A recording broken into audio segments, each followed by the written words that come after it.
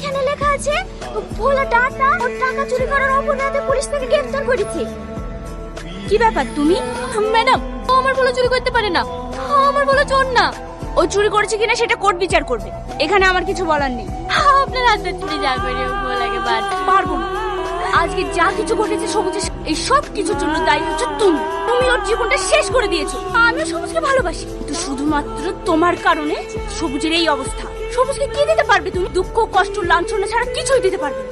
আর আমি ওকে চেয়েছিলাম রাজপ্রাসাদে বসাতে। ম্যাডাম, আপনি যা করে পারেন ভোলাকে বাঁচান, একমাত্র আপনি পারেন ভোলাকে বাঁচান।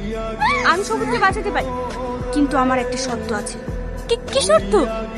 তুমি যদি সবুজকে বাঁচাতে চাও, সবুজের ভালো চাও, তাহলে তোমাকে সারা জীবনের জন্য সবুজের লাইফ থেকে সরে যেতে হবে।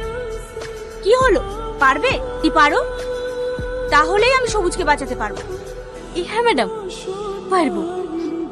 আমি ভোলাকে ভালোবাসি, আমিও চাই ভোলা ভালো। ওর ভালো থাকার জন্য যদি আমাকে সারা জীবনের জন্য জীবন থেকে সরে যেতে হয়, আমি রাজি। কেমন আছো? আমি ভাবতেও পারিনি যে তুমি কোম্পানির সাথে এইভাবে বেইমানি করবে।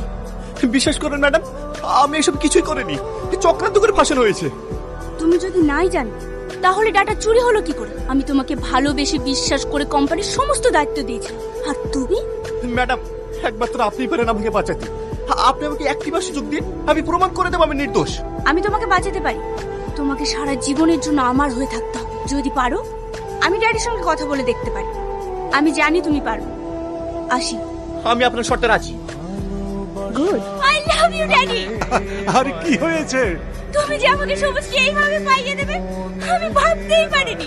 ঠিক আছে ঠিক আছে, এবার তো হ্যাপি?